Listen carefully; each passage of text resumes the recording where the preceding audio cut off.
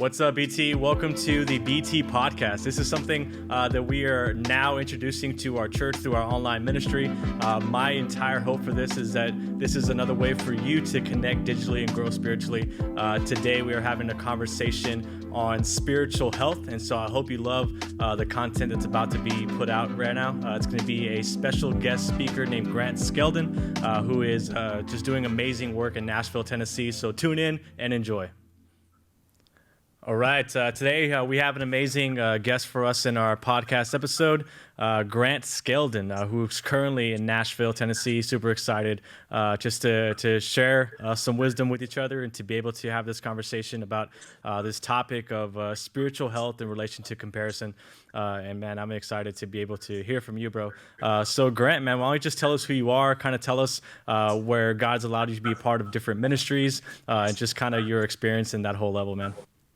Yeah, so I am, it's funny, my bio has changed quite a bit in the last 3 days to 2 months. In the last 2 months, I've gotten engaged, I've gotten married. Nice. I've accepted a new job after 7 years leading my own organization. And 2-3 days ago, I moved to Nashville as well. And so Nashville, Tennessee.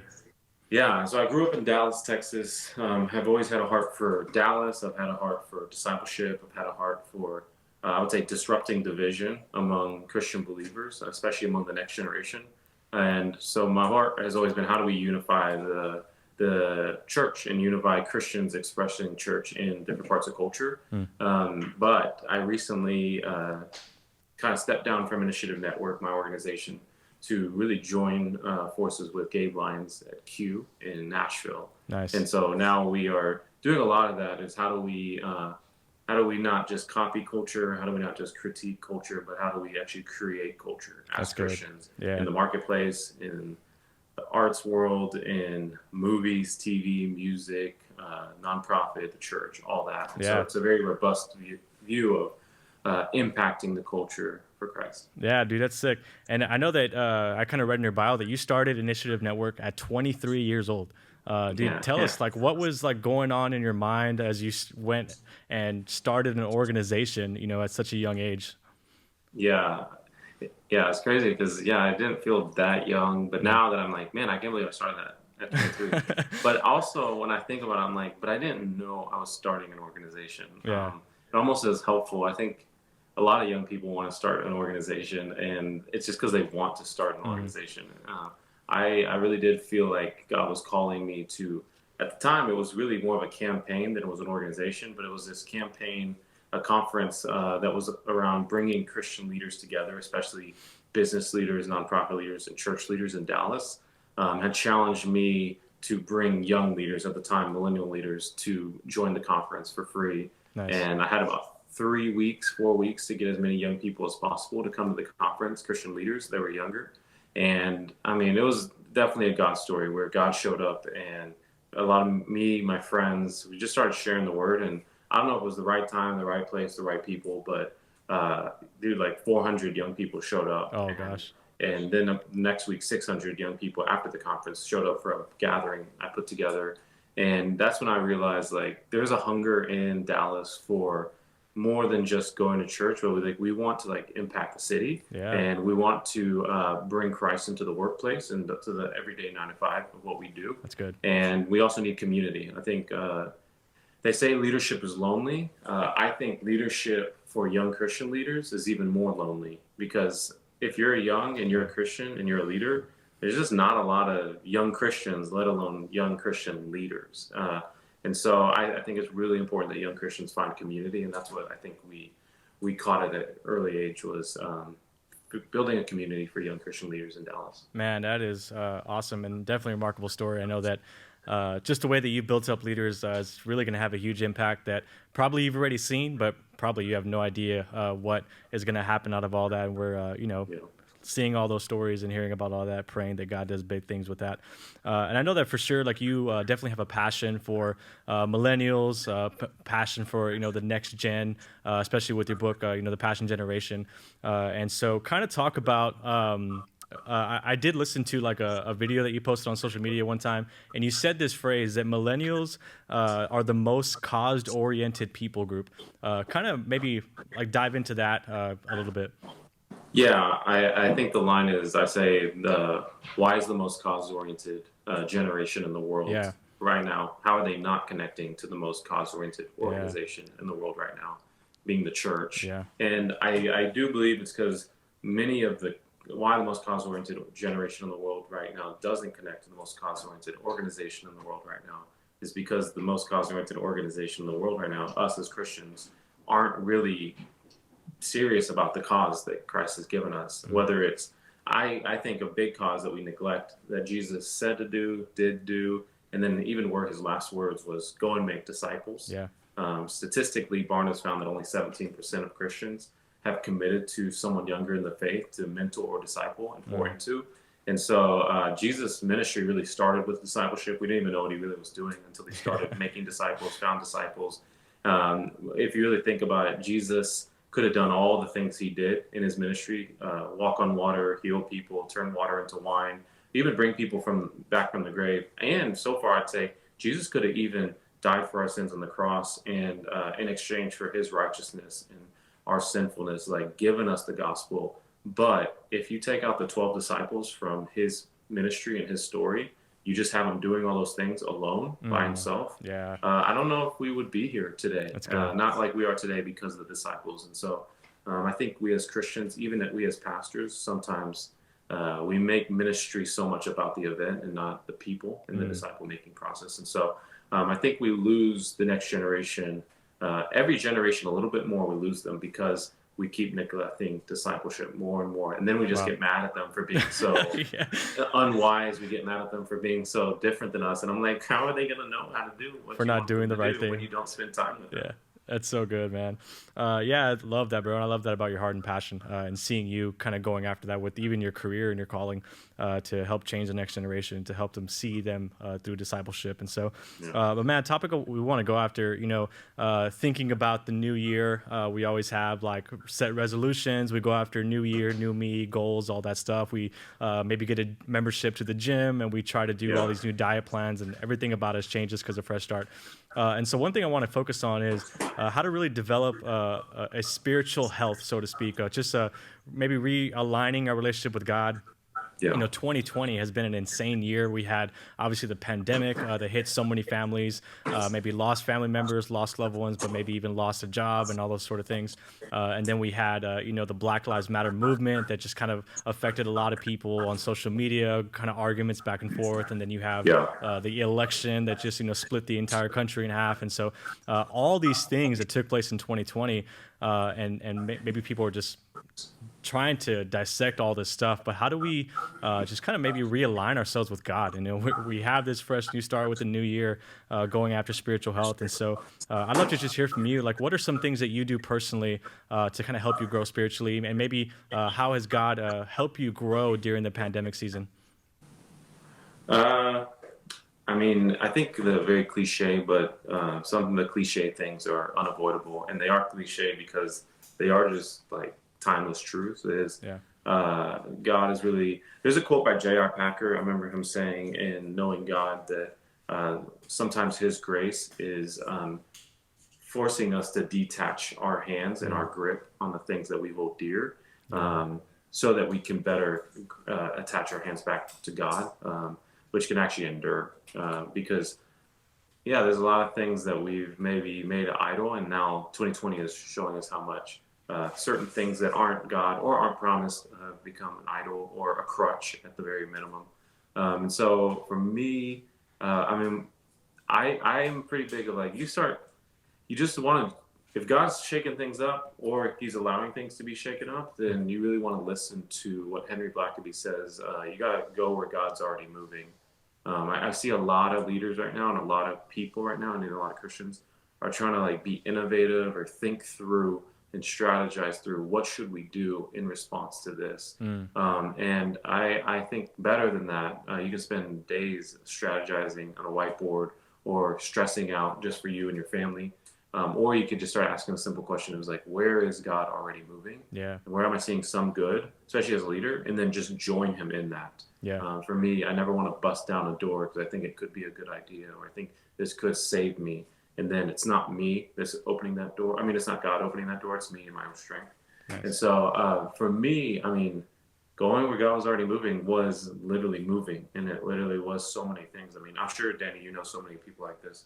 As someone this yesterday was like, man, it's crazy how many people that I know that were once living in a certain city or Right. doing a certain thing and have been doing it for 5+ years, maybe even 10+ years, who this year announced, I'm actually stepping down and doing something different, Yeah. or actually we're moving, or actually we're just doing some big act of faith. But I guess the silver lining for me is, yeah, I'm getting married. I mean, I am married. I'm married. I have moved to a new city. I've taken a new job.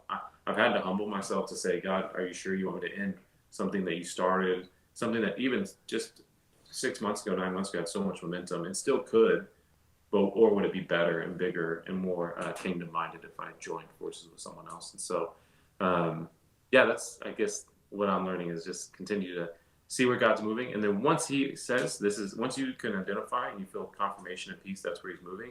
I mean, I think go all in. I mean, and 3 months ago, I was single. I lived in Dallas, and I was leading my own ministry and a whole different staff. And now I'm here, and I see God's fingerprints in it. And if it is God, any obstacle that comes in the way, he'll open the next door for it. But if it's you, oh, it's exhausting and frustrating because you got to beg him to. Okay, now we open this door. We open this door. We open this. It's like some point. Sometimes he will. Sometimes he'll save us from our busting down doors, but I'd rather be in a place where I'm like, God, I didn't even want to go through this door, but you opened it, so I need you to provide for what's on the other side. Man, then that allows us to experience him in ways that we would have never imagined, because then we just walk alongside, step with him, and then experience and encounter his faithfulness. Super good, man. I love that. Are you a Tennessee Titans fan now by chance, or what's going on there? I have a good friend who plays for them, and I'm a fan of Cody Hollister. That's who I'm a fan of. Nice. Other than that, I mean, I don't really care about sports. That's good. But hey, if he gives you tickets, man, head over to a game one time. I'm going. Yeah, I'm going. He got me tickets. Like in 2 weeks, I'm going to go to my first. Really, that'll be my first NFL game. I've never been to one. That's so good. And I lived in Dallas, which is like a shame. You never went to Jerry World, bro? No, I had been there. You know, I've been to so many events there, and they're all Christian events. I've never been to a football game. That's so good. I love it, man.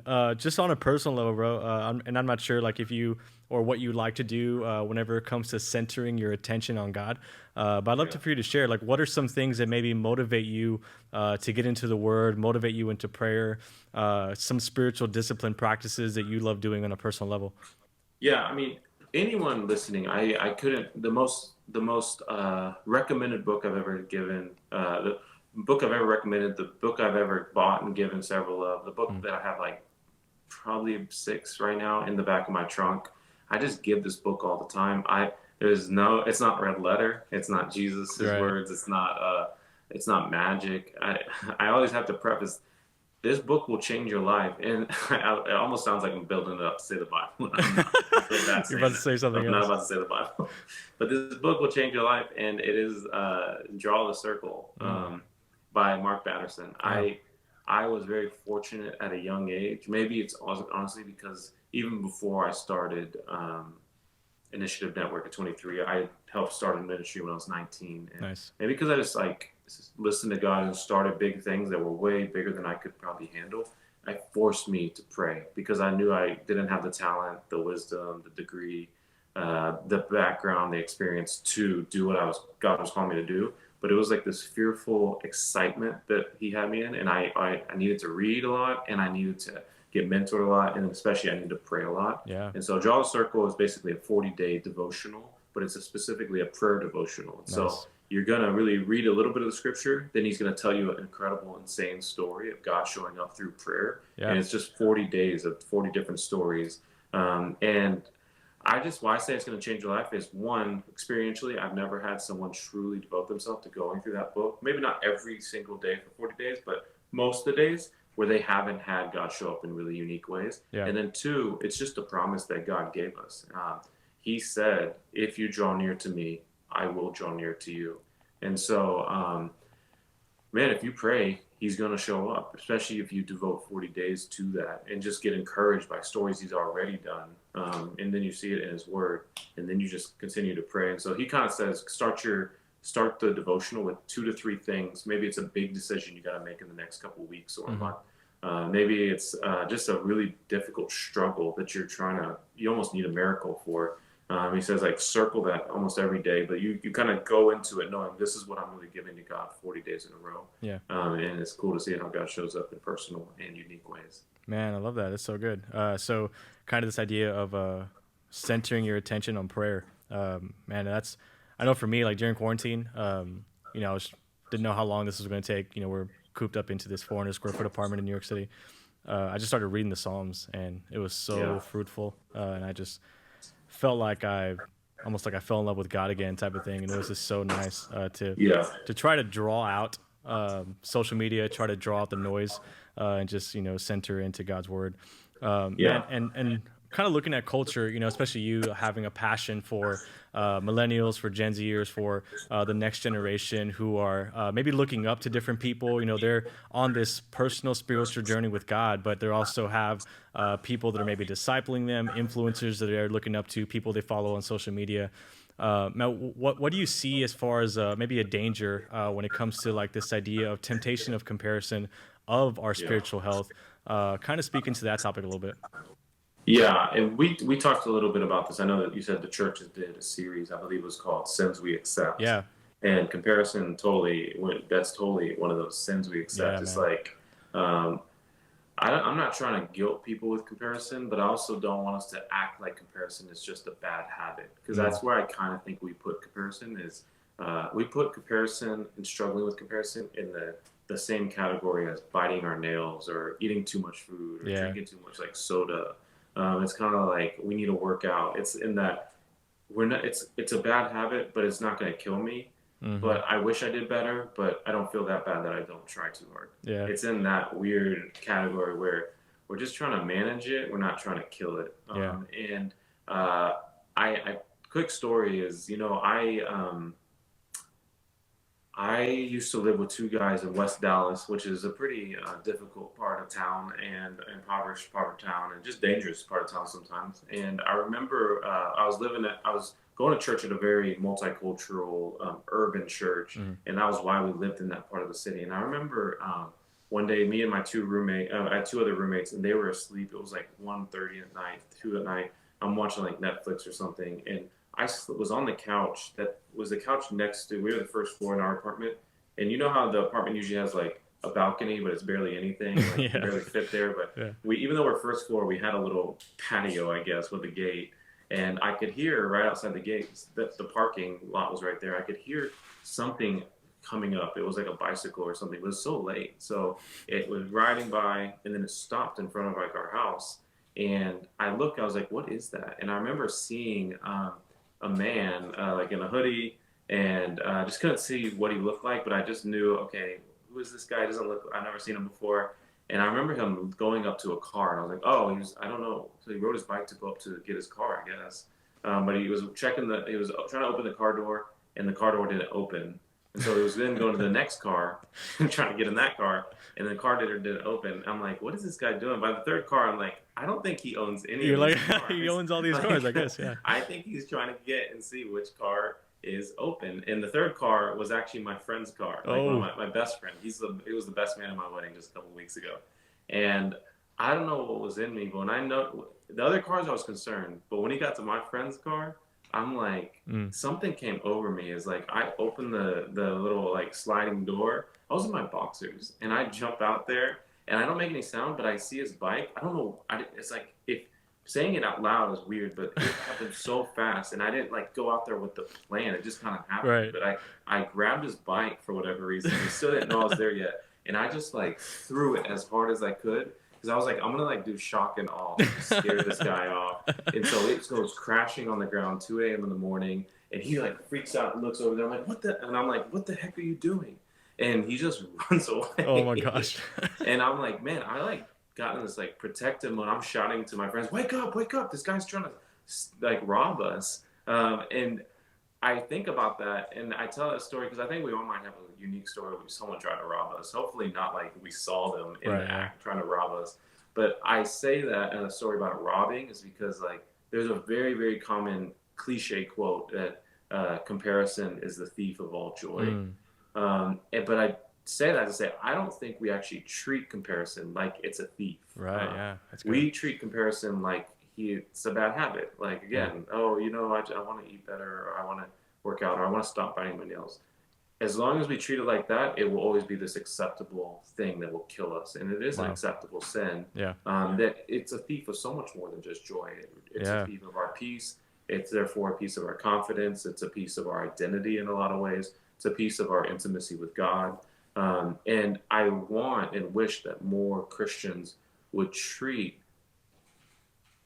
comparison kind of like a thief, like a Yeah. robber. Like if someone was truly breaking into our house, especially if they were trying to get into our house, like if you heard someone in the bushes outside your window trying to get into your home, the first thing we would do is we'd probably lock the doors. The second thing we do is probably shout to everyone around and ask and say, "Yo, wake up! Like someone's Right. trying to rob us right now." Yeah. Uh, we might call the cops. If you live in Texas like us, we'd probably get our guns Right. Yeah. ready.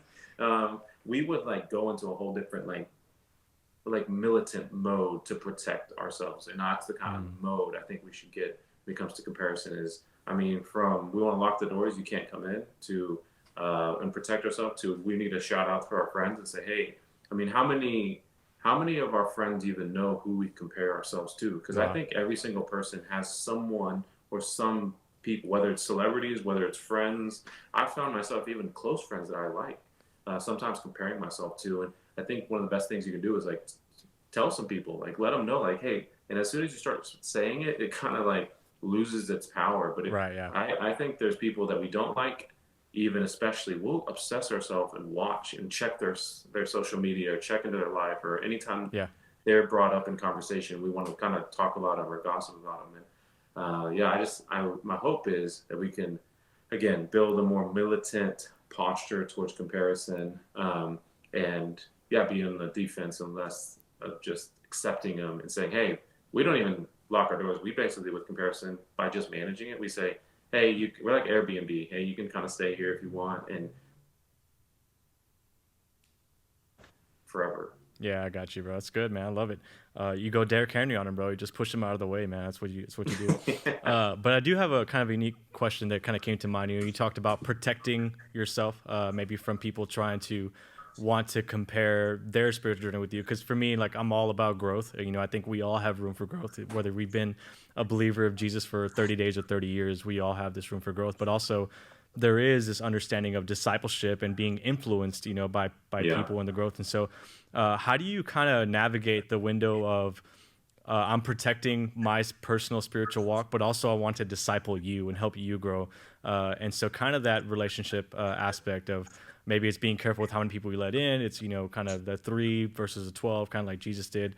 Like, what do you think is a kind of safe model in helping people see that you have your own individual walk, but I'd love to show you what it looks like too. Yeah.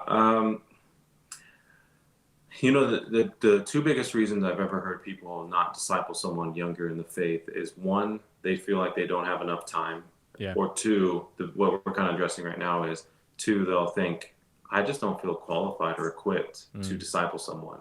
The question and the fear enters their mind of like, what is someone going to look up to me for in my life? Like, or my life isn't that glorious or worth following, or think, man, if they come to my life, they might think of me as a good person or a good leader, a good mother, father, whatever it may be. But once they come into my life and see outside of just that, they're going to see the good, the bad, and especially the ugly. Yeah. And so we get nervous about letting people enter into our life. And I have found, when I grew up going to church, and I feel like a lot of millennials grew up going to church, especially, we went with our parents to church, usually because our parents forced us to go. And Yeah. I found this story to relate to a lot of millennials where, like, when I went to church, my mom was like, Sunday morning could be crazy trying to get all the kids to go to church, especially since none of us wanted to go to church, including my dad, Hmm. and it was all boys. And I always joked that I was like, Mom, you always are different when we go to church. It's like the second we go into church, you become this like I joke, new creation. Yeah. You're like the heart of stone is gone and the Yeah. flesh is come. Like your tone changes, you're more smiling, Sunday clothes, you man. talk higher, like your pitch is higher. Everything you're like, even when Christians call us on the phone, you're like be mad or disciplining us. But the second a Christian calls on the phone, you're like, hey, how are you? Like, Yeah. oh yeah, things are great. Yeah. And I'm like, no, they're not. We're just fighting. Yeah.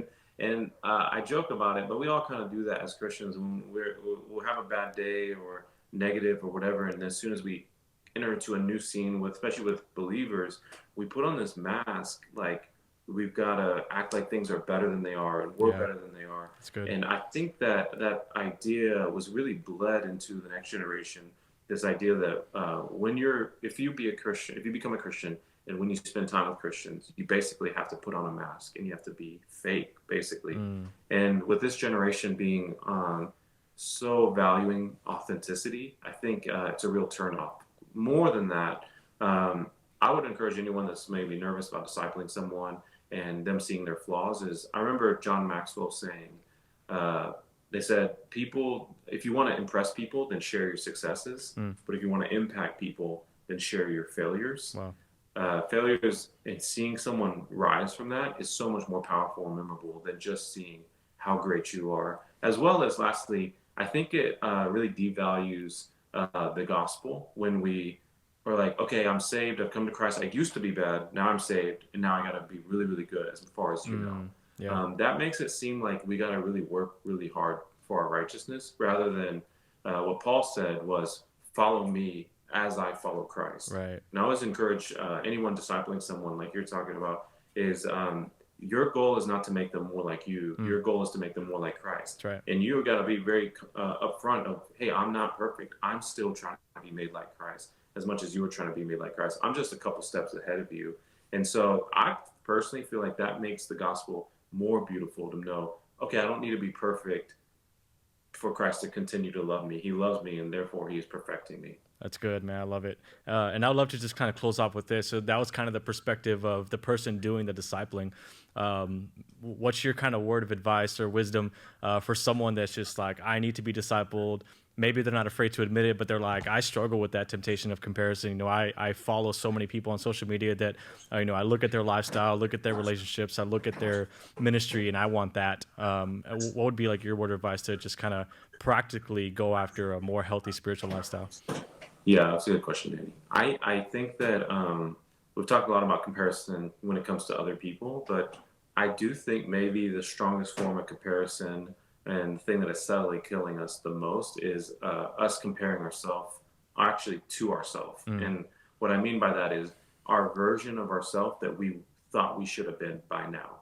Yeah. Like I think that almost everyone wakes up and, or even let's say goes to sleep. If you ask everyone, I'd be curious. I'd love to have if they could do the research to say, ask everyone a little bit before they go to bed. They're getting in their bed, they're thinking about their day or whatever it is, and just ask them, do you feel happy with where you are in life right now?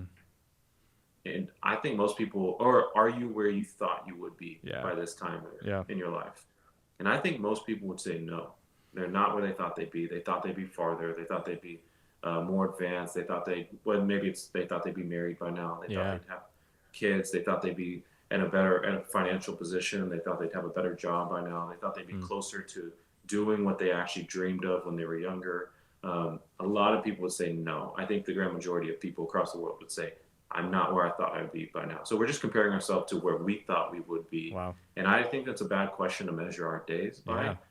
Jesus said, count our days and measure our days. And I think there's this theme of daily obedience. Even, I mean, if you think about the prayer, our regular prayer that Jesus gave us is give us this day. Yeah. Just simply this day. And especially in 2020, we were putting a lot of hope in this year. Like we actually put a lot of hope going into this year. The 2020 vision that every pastor in the world had, man. And we know we're just such a like long-term, future-focused person or people, I guess. that it's like we're putting a lot of hope in the next year now. We're just doing it again. Right. And I saw this. I don't even want to take credit for this. I saw a friend say this recently. He was like, "We're kind of treating 2021 like a rebound relationship, where we're like, okay, this one didn't work out, so we're kind of running to the next one like it's just gonna be good." And he said, "We all know how rebound relationships work out." And so like my encouragement would be stop measuring your days and especially your life by where you think you should be, because that's not a good measurement for life. I think we should simply ask ourselves every day, are we faithful? Were we faithful with what God put in our hands today? Like the work he put in front of us and the people he put in front of us. Wow. Those two things, like what did he give me today to do and did I do it faithfully? And who did he put in front of me and did I love them well? Because I think we might still say no every now and then. Like some days like, nah, I didn't. I wasn't mean to that person. Yeah. Or I didn't do a good job today. But we will have way more yeses to that question. And those days add up. Mm-hmm.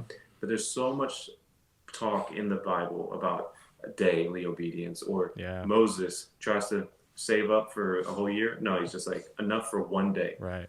Jesus says, don't even worry about tomorrow. That's right. There's just a continual idea of just like, give us this day.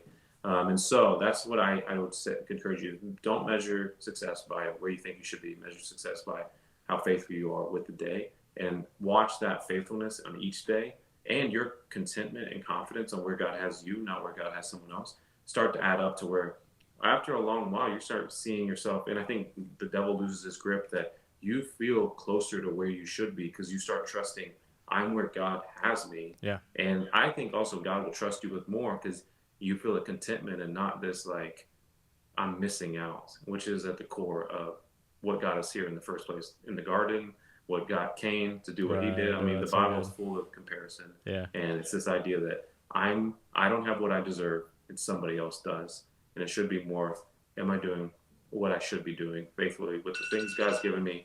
And the people he's put in front of me. That's good, man. I love it. Yeah, that faithfulness is going to be the foundation for that relationship. And so, man, dig it.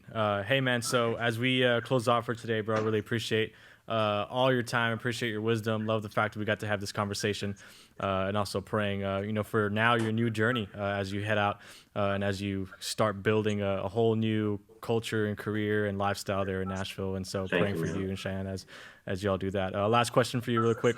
What was your quarantine binge on Netflix throughout this entire pandemic season? What was that, bro? My quarantine binge. This is good.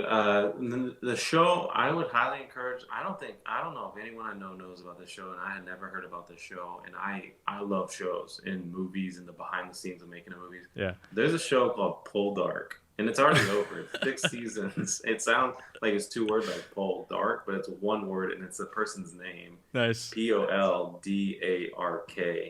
And it's like a Victorian age show. And it's very wholesome. There's no cussing. There's like no nudity. There's just like it's not crazy dark. Yeah. Where like the guy is a good guy and then becomes like the most wicked evil person. It's a pretty good show about like love and family. And nice. I mean that and This Is Us and The Mandalorian. Those are my 3 shows. As soon as they come out, I'm gonna watch it. You're in. You're all in. Yeah.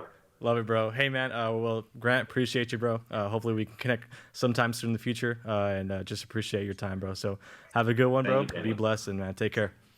Appreciate it, bro. See you, man. See you.